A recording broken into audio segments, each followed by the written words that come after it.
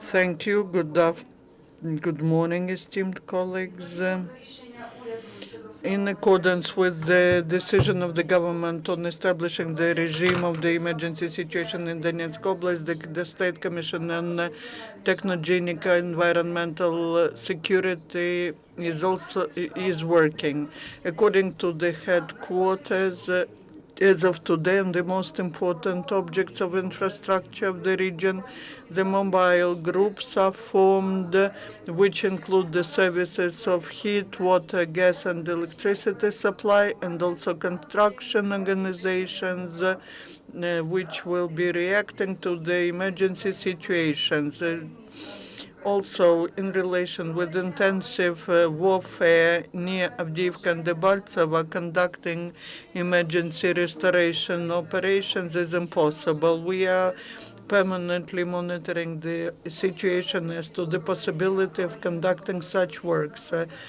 155 persons and 63 units of equipment from communal services and also 134 personnel and 22 units of the equipment from the state emergency service are in the full readiness. Yesterday, the terrorists started shelling at Kramatorsk, Darsk. The local authorities and the headquarters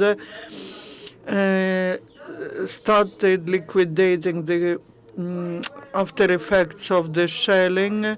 The rescue people from the state emergency service, medical workers and workers of communal services are involved into rescue restoration works.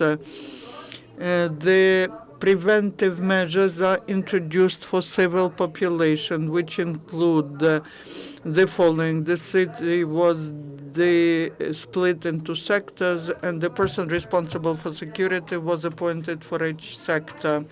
The local citizens are recommended to stay at home and to pay special attention to children. In relation to that, in relation to the fact that there are many unexploded projectiles in the city, to help the squad of rescue people, the pyrotechnical squad of the emergency service arrived to Kramatorsk from Slavyansk. The pyrotechnics examined 41 places of fall of projectiles. After identification of the remnants, the works on extracting them from residential areas were conducted. The works on extracting and elimination of the ammunition continue. In total, to liquidate the consequences of shelling, 42 persons and 8 units of rescue equipment are involved. Taking into account the latest events, the main efforts of rescue people and local authorities are concentrated on organizing measures to evacuate people from Avdiivka, Debaltseve, and settlements which are located nearby. Yesterday to Debaltseve, 4 buses and 1 ambulance were sent to evacuate people. But just like before, because of permanent shellings, they failed to arrive into the city and to take people in an organized way. At the same time yesterday from Avdiivka, in 2 buses, the senior surgeon Grigory Besmertny and Yuri Serbash were driving these buses, and they managed to evacuate 27 persons, out of which there are 2 children and 1 person with disability. Also, the citizens of Debaltseve were independently leaving their houses, getting to safe territories, addressing the Donetsk Regional headquarters and the regional headquarters in other regions of Ukraine. According to the updated data of intersectoral regional headquarters related to movement of IDPs, starting from 28th of January from cities Авдіївка, Дебальцево, Світлодарськ, Новогригорівка, Комуна, Миронівське, Красний Пахар, Хаватка, were evacuated by rescue people, volunteers, 7,007 persons, including 1,723 children and 96 people with disabilities.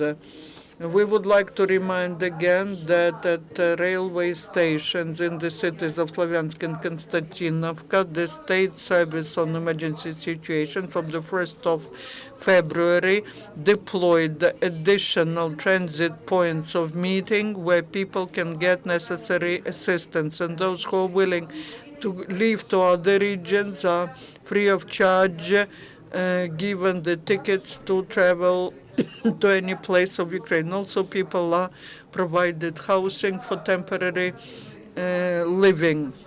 According to the information of the coordination staff on issues of social support of IDPs, as of today, from the temporary occupied territory and from ATO zone, 715,681 persons are moved from the temporary occupied territory to other regions of Ukraine.